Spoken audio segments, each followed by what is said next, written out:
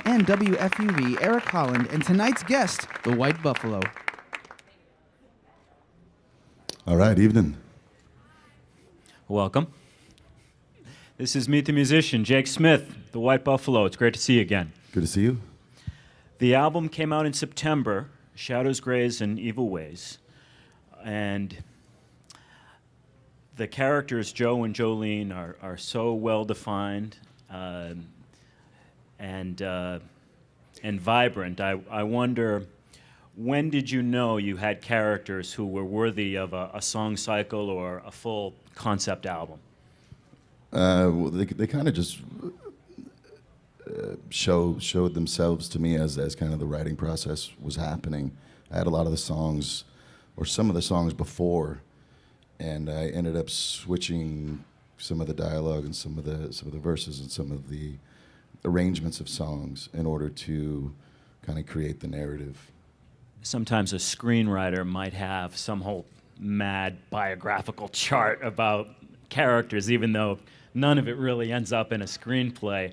Similar for you, where you know a lot more about these two than you reveal, or was it more of a thing where you're recording on the fly and you come up with these fantastic details that seem to reveal so much? Yeah, I don't think I know any more about them than any other listener probably. You know, I mean, they're fictional characters that I created, and I try to make it be this seamless story and have them, people interpret what's going on. I mean, it's obviously a story, but at the same time to have some kind of loose ends in order for people to put their own lives in it. Leave some room for interpretation. Sure. Yeah.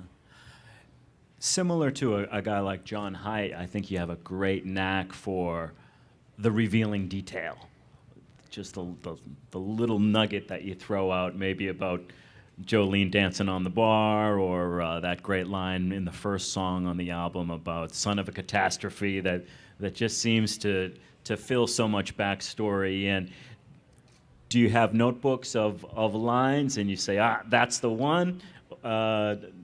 Give us some insight into those kinds of things, please. You know, I don't really. I kind of just, I mean, the beginning of my songwriting process is always, with this it was a little bit different, but for the majority of the time it's just gibberish, and then I'll say something cool or I'll think of something that's interesting, and I'll build a song around that one little piece.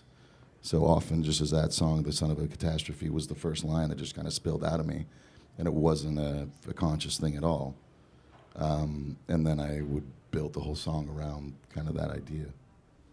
Ambitious album. You cover so much on Shadows, Grays, and Evil Ways.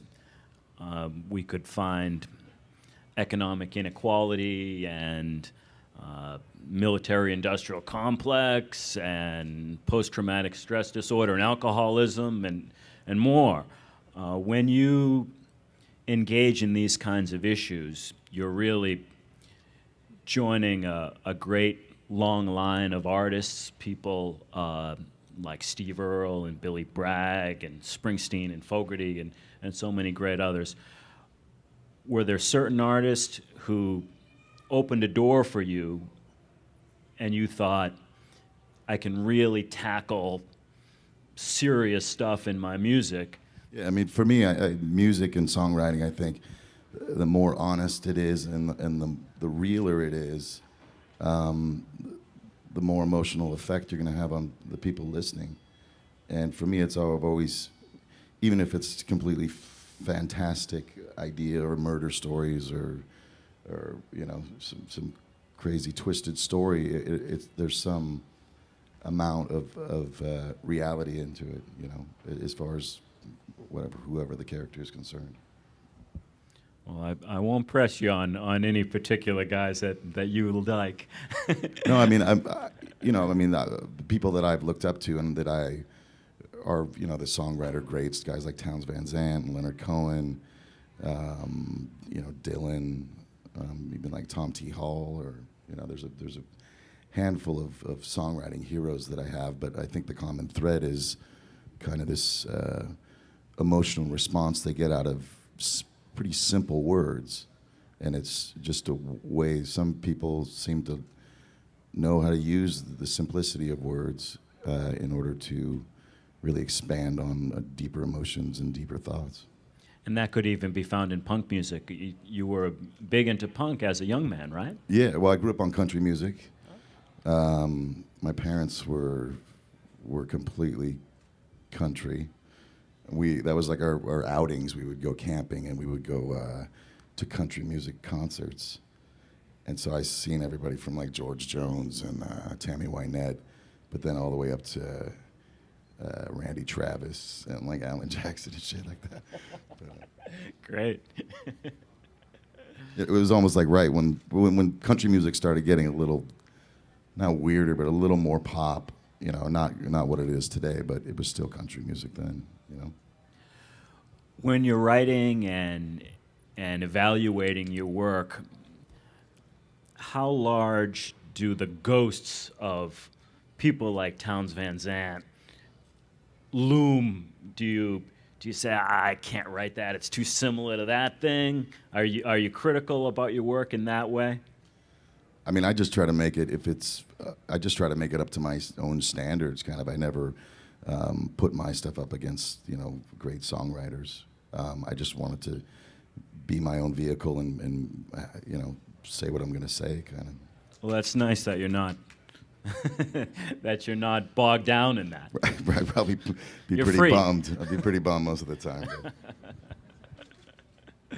Please talk about the stuff you have written down lyrically to what ends up on the album, the transition and the process. Well, this process was a little different because it was a narrative, and each song had to be linear, and each song had to bleed into the next, and the story had to continue, and I wanted to be this seamless story. So it was a matter of figuring out the arrangements, so I would know I would have, 3 verses, a chorus, and a bridge to get this, the character from here to there. And it was up until, when I would do the vocal, and I would figure out when, after we got the arrangement down, and then I would know exactly how many words I had to get people from, to keep the story moving and to keep the characters and everything going. And the only way to do that was to really have the songs arranged first, to know how to get from point A to point B. You didn't do a lot of demoing up then. It was mostly in the studio. You had some song sketches, and then you were really marrying the words to the music in the studio. For the most part, a lot of the songs I had a handful of songs, probably 8 or 9 of the songs done, or fairly done. Kind of the bones of them. I had maybe a verse and a chorus before I really even had the idea that I was going to do this grander concept. And it was a matter of piecing them together and the sequencing of those, where I'd always wanted to make an album. I mean, for me, every song counts, every word counts. And the idea of making this larger picture, I look at as songs, just kind of little mini movies, and then to have this one be almost like a little short film. Well, it is so literary. It's cinematic, as you say. It also could be theatrical. Could you see yourself adapting this work into one of those other vehicles, or somebody else?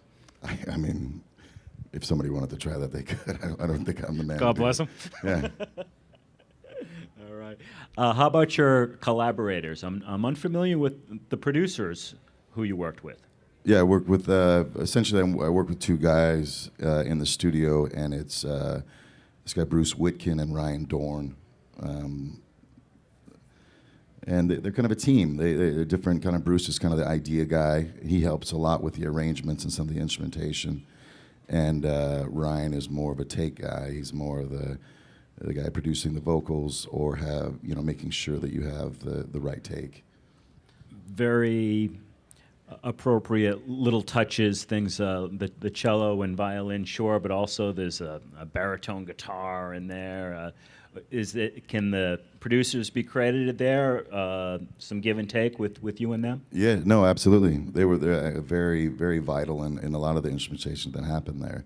And it wasn't kind of until later that we realized that after talking to Bruce, the idea that it was actually a female violin player, but the idea that it's kind of a delicate instrument, and as she's kind of the Jolene character is more represented by the violin, and then the baritone is kind of a masculine guitar or masculine instrument. You've got those motifs. And they reflect the characters as well, you know.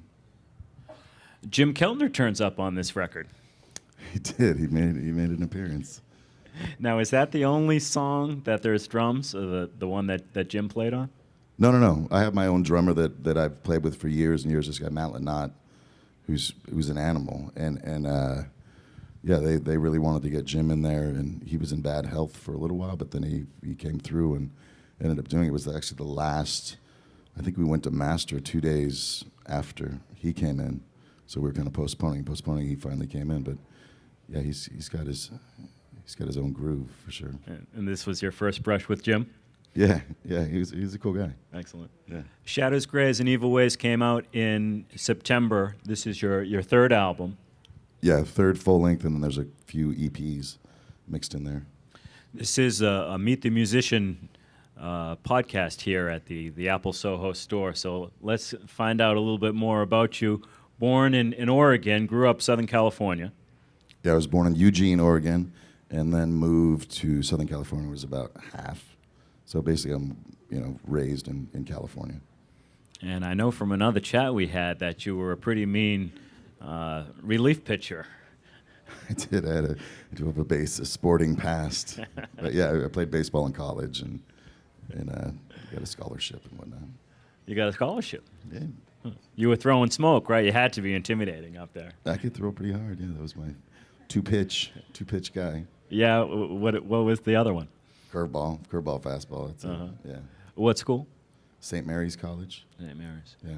And was there anything, some kind of an event that steered you away from sports and onto music? You started playing guitar very late, age 19, right? Yeah, I mean, when I was younger, that's why I wanted to be a baseball player. That was my whole thing. And I don't know. I mean, I was dedicated, but maybe not as dedicated as some of the other people. And once music started spilling into my life, I kind of took that path. I mean, the baseball road is a tough road as well, you know. But no, there wasn't really, any singular thing that just made me decide, hey, I'm going to go with music or go with that. I mean, after I graduated from college, I lived in San Francisco just messing around for years before where I'd play out maybe once a year, twice a year, some little coffee shop or some dive bar or something. By that time, I was writing all the time, but I wasn't very focused at all. Similar to how Joe on the album, really, his whole life is his love for Jolene. It's really like a redemption or a chance at it. You really had a strong influence on you from the woman who became your wife. Yeah, I mean, up until I met my wife, I was, things were pretty loose. I wasn't very professional in the way I carried myself, and she really focused me and cleaned me up enough, really, to make a real chance at it. And you have a family now. You have children. Yeah, we got a stepson who is 17 and a 6-year-old boy. Out there in Southern California. Yeah, sunny Southern California. All right. Well, congratulations again on the album. It's great to have a chat with you. Thank you. Perhaps we should go to the audience and see what kind of questions we have. Yeah, I heard about your punk background in your teenage years. Was there kind of one performer that led you transition from the punk background to country, more rock writing? You mean from country to punk, or? Yeah. Oh my gosh. I mean, yeah. But I went kind of full circle almost though, because I started out listening to country music exclusively, and as a teenager in Southern California, that wasn't the coolest thing to be listening to. So when I got to high school, I just got introduced to bands like Fugazi and a lot of the Southern California punk bands like the Circle Jerks and Bad Religion. Lyrically, I think some of those guys are equally as good as songwriters as some of the greats. I put a lot of them there, so I don't know if I answered you, but Yeah, kind of. I mean, I know what you're saying. mostly not. There wasn't a singular thing, but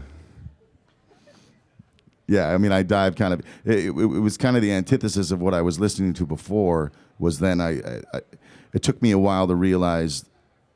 I even got like deeper into like hardcore to the point where I wouldn't listen to anything that was on the radio, and I think once I got a guitar, and started writing songs, I realized that some stuff's on the radio because it's good, and not to be this anti-everything kind of punk,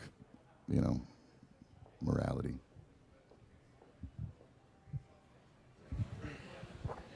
Hey, how's it going? Good. What was was there a catalyst or a motivation to tell the story that you told in your last album, like addressing like a soldier's story? I've always been fascinated by the idea of these young men, most of them not knowing exactly what the real agenda is of why they're fighting, and the idea that they're kind of vehicles for these other people with their agendas, and they go off for a lot of the time not necessarily the right reasons. A lot of the time is circumstance, and the idea that they're supposed to come back unaffected is I think it's a story. It's a contemporary story, and that nobody's really written anything about.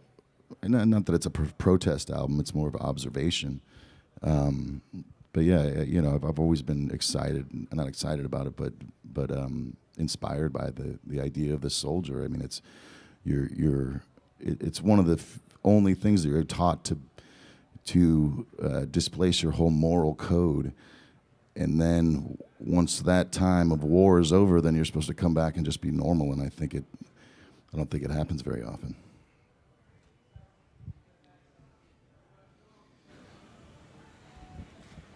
Of all the songs you perform live, which are your favorite, and which, if there are any, do you not perform? Songs that I don't perform. I mean, there's a long list of songs now, but some people always want to hear The Matador, which is kind of this dark murder song that's kind of droning, but it's always a set killer, so we don't do it. But there's, I don't know. I mean, they're all vehicles for kind of different emotions. Some are sad, heartbreaking songs. Some are love songs that make you feel good, and I think if there's not really any songs that we discontinue. There are Hogtied Like a Rodeo. You know that song?